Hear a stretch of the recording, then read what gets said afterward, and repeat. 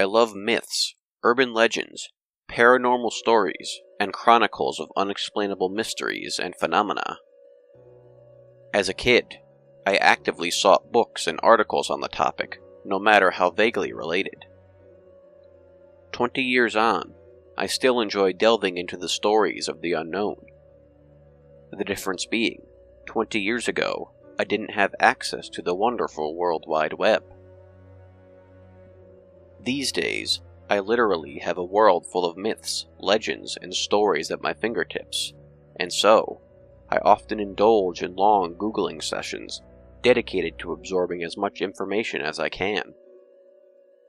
I am intrigued by the unknown. It means that there are things yet to be discovered, and mysteries to be solved. It was during one of my many mystery binges that I came across the story of the Hat Man, a form of shadow person. I stumbled across the legend of the Shadow People completely by accident, clicking through random links on Wikipedia. But it was the related article about the Hat Man which piqued my interest greatly. It roused a long-dormant memory from within the depths of my mind. The following is an account of my encounter with what I now believe to be the Hat Man. I don't recall how old I was, around 4 or 5, but it must have been quite late at night. My parents had retired for the night, and the house was completely dark. The only source of light was the gentle wash of moonlight filtering through the thin curtains into my room. I was lying on the top bunk of the bunk bed my dad had made for us. The bottom bunk was occupied by my younger sister, who had been sleeping soundly for hours. It was nearly Christmas, and I was lying awake, pondering the complexities of the world, something that has become a bit of a habit over the years. Although, it was likely the huge intricacies I was trying to figure out in my mind had something to do with how long it was until Christmas, on that particular night. As I was staring at the ceiling, completely immersed in my own thoughts, I suddenly became aware of a feeling spreading throughout my body. A chill went up the back of my neck, making my hairs stand on end. If I had been close to falling asleep, I was wide awake now. I held my breath and laid stone still, straining to hear something which would give me a clue as to what it was that had put me on edge so suddenly.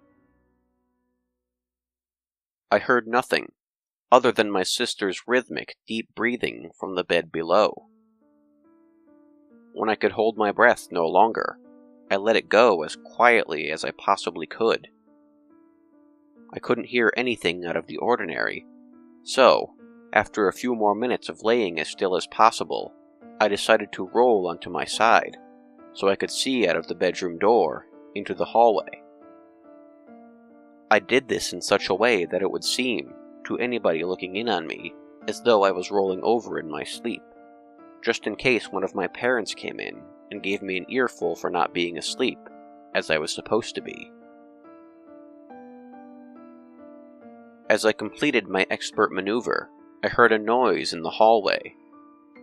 It sounded like footsteps, which was a relief. It was just my dad, checking on something in the house. But as the footsteps drew nearer to my bedroom door, a wave of unease washed over me again. My dad was always very careful about being as quiet as possible when walking around after lights out, so as not to wake anyone. Listening to this particular set of footsteps, I wondered if perhaps this was my mom, as the perpetrator seemed to be making no attempts to mask their sounds. I pondered this curiously as a figure emerged from the hallway and came to a stop in the doorway of my bedroom.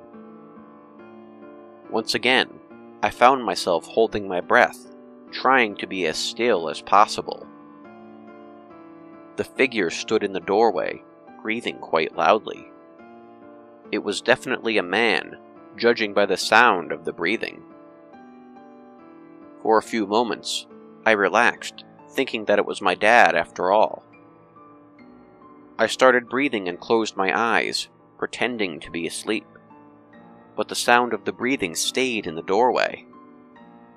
I opened my eyes again and took in the image before me. My blood ran cold. My dad did not habitually linger in doorways. Also, my dad was nowhere near as tall as the doorframe, nor did he wear, or even own, a wide-brimmed hat. I stayed as still as I could, hoping that the figure could not see that I was awake. With that monologue running through my mind, I was reminded of the line from the Christmas Carol. "He sees you when you're sleeping. He knows when you're awake." I smiled to myself. The figure in the doorway was Santa Claus, and he was waiting for me to fall asleep. Of course. It made sense, being so close to Christmas. I closed my eyes once more, ready to fall asleep. Once more, I got that feeling of unease. The hairs on my neck stood on end, once again. Something was not quite fitting about that conclusion. Santa doesn't wear a wide-brimmed hat. Also, I was fairly certain that he is never depicted as tall and broad-shouldered. The figure in the doorway definitely did not look or feel very Santa-ish at all. My eyes shot open again. I needed to figure out who was standing in the doorway. Even with the light filtering in through the curtains, I could not make out any details of the figure. My eyes had adjusted fairly well to the darkness by now, and I could make out just about everything around this figure. But whoever was standing in the doorway may as well have been a shadow. The only thing that told me that this was not a shadow was the heavy breathing accompanying the figure. Just as I felt that I could not lay still any longer, the shadowy figure took one last deep breath and receded from the doorway, seeming to melt away into nothingness. By this stage, a lot of kids would probably have cried out for their parents, or at the very least, thrown the covers over their heads. I did neither of these things. Instead, I laid there, pondering my new mystery of the night, Christmas forgotten, until I fell asleep.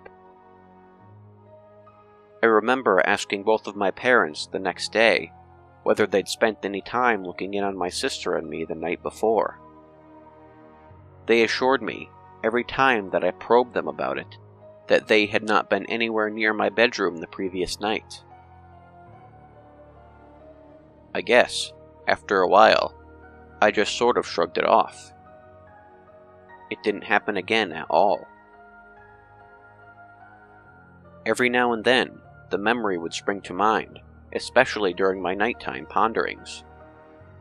However, I thought about it less and less as time went on, and until I saw the picture accompanying the Wikipedia article on the Hat Man, I'd almost forgotten it completely.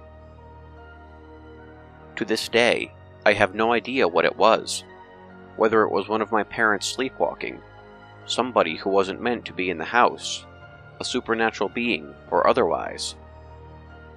But the picture of the Hat Man is almost exactly what I remember in my doorway.